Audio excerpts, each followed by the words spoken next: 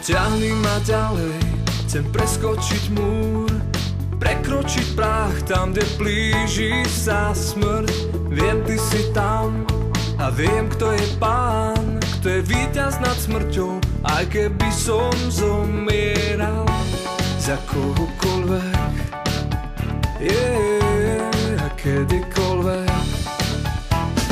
Túžim milovať, ako ty, túžim ďalej ísť za hranice ľudských síl i schopností. Túžim ďalej ísť, túžim milovať, ako ty, túžim ďalej ísť za hranice ľudských síl i schopností. Túžim ďalej ísť. Takže čaute, milí mladí priatelia, chcel by som vás čo najsrdečnejšie pozvať na Púť mladých, ktorá sa uskutoční 7. až 8. septembra 2012 v Ľutine.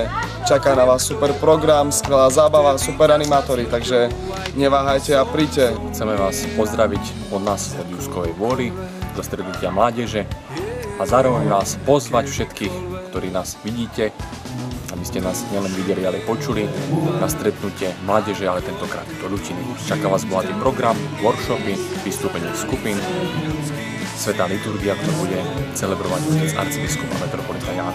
Viete všetci, aby ste to videli na vlastné oči. Sláva Isusu Kristu.